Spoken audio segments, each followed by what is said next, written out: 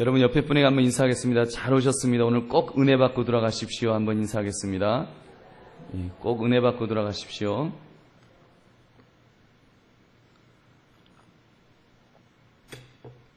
오늘 말씀의 제목, 너무 늦기 전이란 말씀의 제목을 가지고 함께 우리 말씀 은혜를 나누기 원합니다. 오늘 김동모 장로님의 입간 예배를 드렸다고 그랬습니다. 그리고 내일 아침 7시에 발인 예배를 교회에서 드린다고 그랬습니다. 여러분 좀 의아하실 것입니다. 사실 김동모 장로님 그 고관절 수술 받고 많이 고생하시는데 이제 많이 회복이 되셔서 거동을 웬만큼 하셨습니다. 그런데 이렇게 쓰러지셔서 이렇게 뇌출혈로 또 그래서 하나님의 부르심을 받으셨습니다. 사실 연세로 따지면 86세 고령이시긴 하지만 예기치 못한 죽음이었습니다. 고인께서는 요즘 그 입버릇처럼 그러셨대요. 죽고 싶다, 천국 가고 싶다 이렇게 말씀을 하셨다고는 하지만 가족들이나 저희들은 마음의 준비가 되어 있지 않습니다. 근데 장로님께서 이렇게 빨리 돌아가셨습니다. 저는 그 모습을 보면서 섬뜩한 마음이 들었습니다.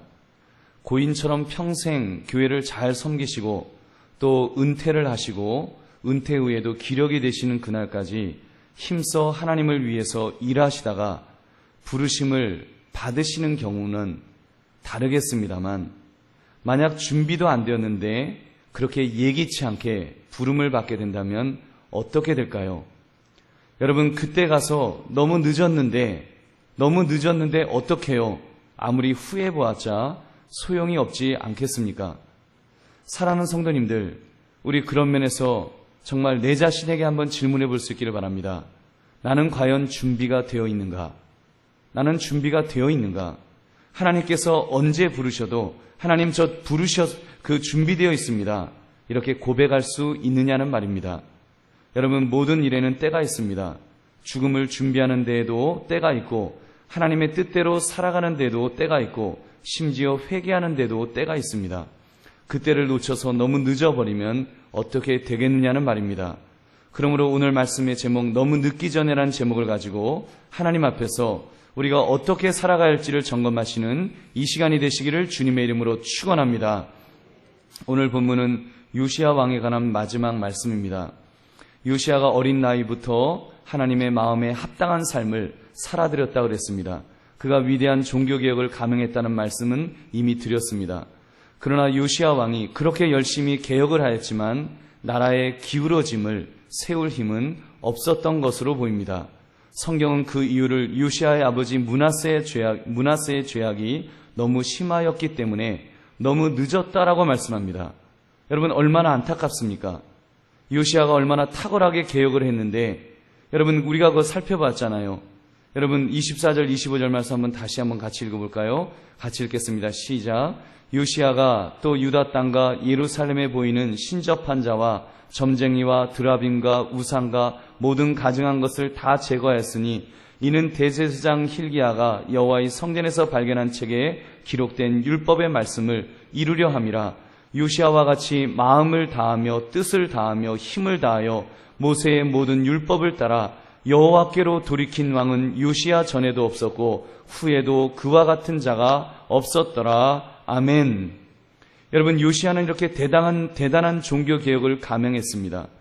그의 모습이 얼마나 대단하였던지 그가 모든 율법을 따라 여호와께로 돌이킨 왕이 요시야 전에도 없었고 후에도 없었더라고 말할 정도로 그런 탁월함을 보였습니다. 그럼에도 불구하고 요시야의 최후가 어떻게 되었다라고 말씀합니까? 우리 29절 30절의 말씀도 한번 같이 읽어보겠습니다. 시작.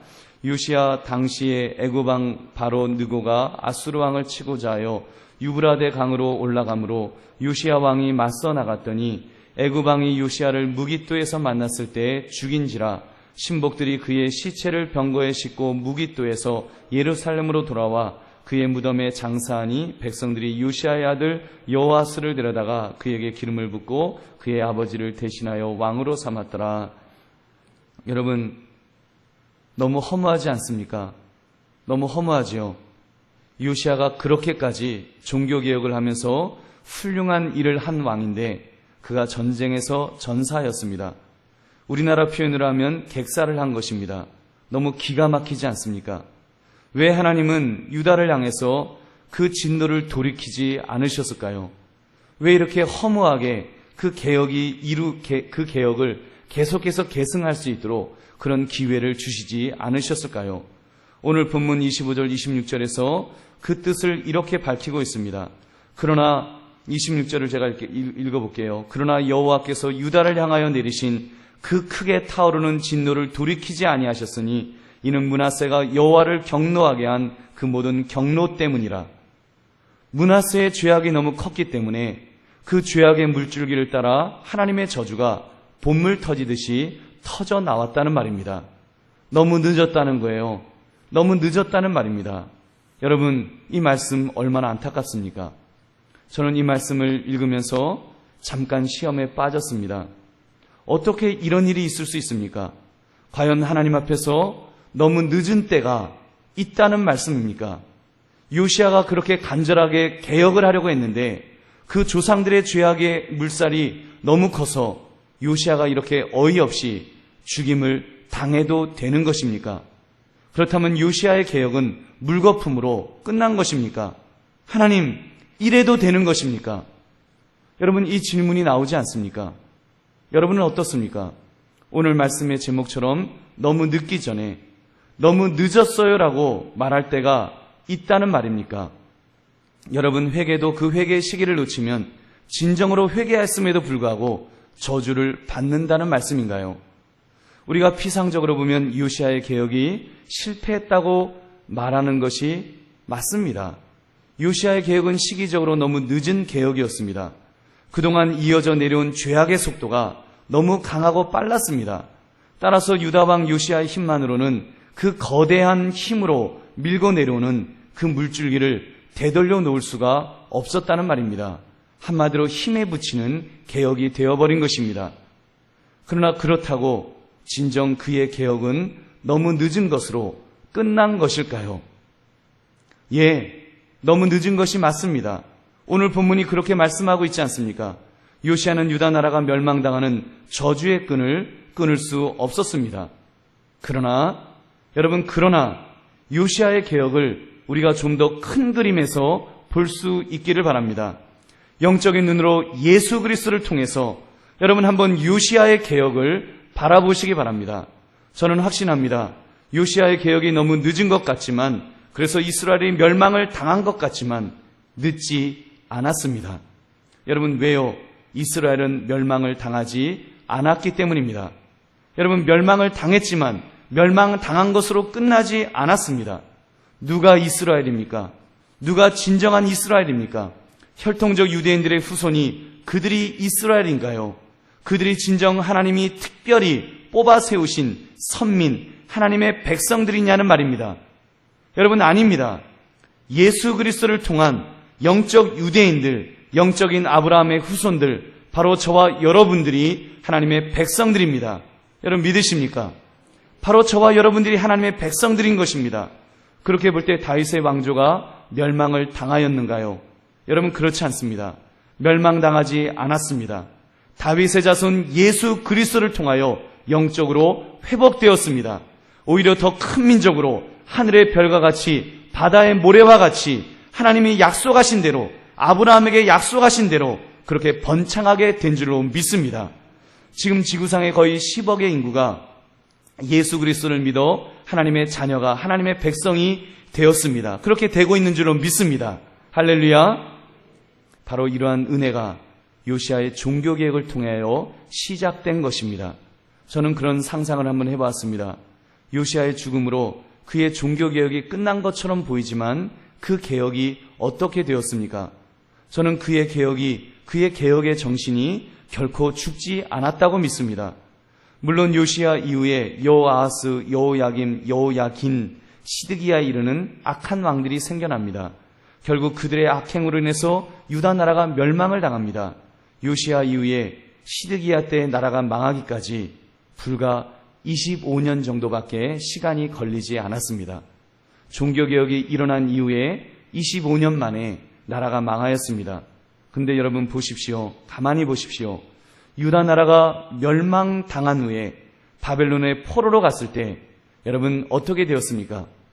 여러분 포로로 끌려갔음에도 불구하고 나라가 망했음에도 불구하고 경건한 무리들이 그 안에서 생겨납니다.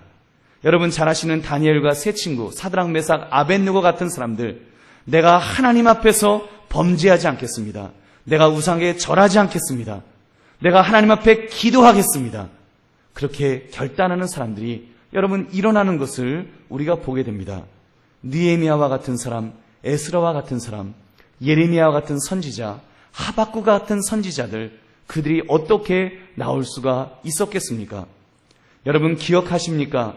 요시야가 성전을 수리하라는 명령을 하면서 율법이 담긴 책을 발견하지 않았습니까? 그 이전에는요, 이스라엘 백성들에게 하나님의 말씀이 없었습니다. 하나님의 말씀이 무엇인지조차도 그들은 몰랐습니다.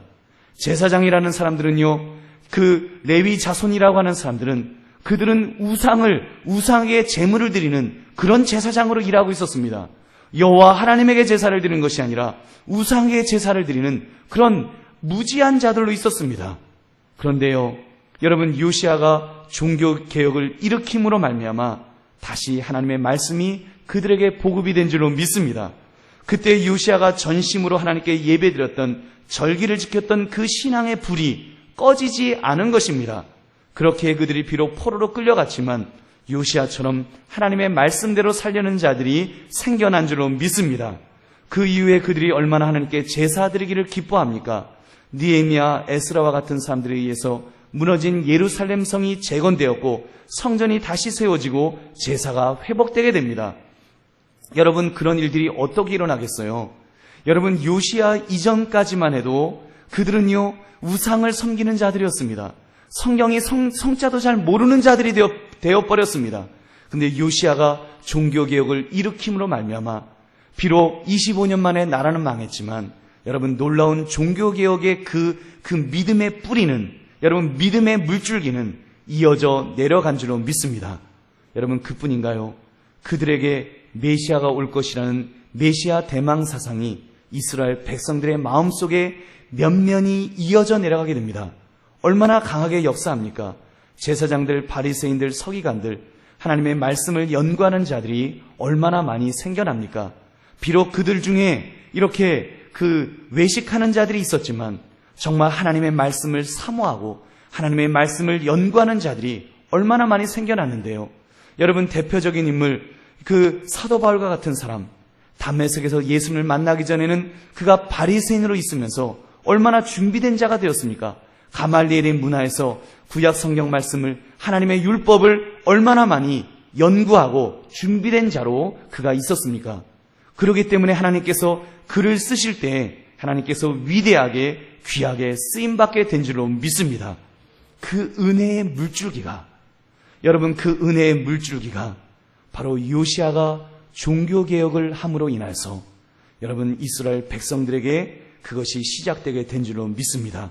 그리고 그 은혜의 물줄기가 오늘날 저와 여러분에게까지 흐르게 된 줄로 믿습니다. 예수 그리스도의 십자가를 통해서 우리가 영적인 이스라엘 백성이 되어서 하나님의 백성이 되어서 여러분 요시야의 개혁이 물거품이 된 것이 아니라 그 개혁이 바로 우리들에게까지 이렇게 이어지게 된 줄로 믿습니다. 사랑하는 성도님들, 저는 그러므로 오늘 말씀을 통해서 우리가 이 말씀을 생각하면서 두 가지 권면의 말씀을 드립니다. 첫째는 너무 늦기 전에 우리도 정신을 차립시다.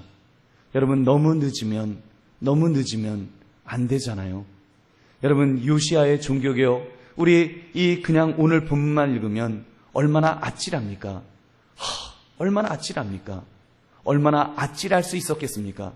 예수 그리스도가 아니셨으면, 정말 우리 주님께서 하나님의 아들이 이 땅에 오셔서 그 영적인 물줄기를 이어가지 않으셨으면, 예수님께서 완성하지 않으셨으면, 율법을 완성하시고 정말 구약을 완성하지 않으셨으면 여러분 물거품이 될 뻔한 안타까운 일 아니겠습니까? 너무 늦었다라고 말할 수 있는, 정말 잘못했으면 여러분 너무 늦었다라고 말할 수 있는 그런 개혁이 아니었겠습니까? 대표적인 인물, 성경에 나오는 인물, 여러분 삼손을 잘 아시지 않습니까? 그는 하나님으로부터 위대하게 쓰임받을 수 있도록 놀라운 은사를 받고 태어난 사람입니다. 그런데 그런 사람이 그 괴력을 가지고 그 놀라운 초자연적인 능력을 가지고 어떻게 사용했습니까? 그 능력을 가지고 자기를 위해서 사용합니다. 자기 멋대로 살아가는데 여자들과 희낙낙하는데 부어라 마시라 먹고 싶은 것 아무 것이나 먹는데 자기의 은사를 남용하였습니다.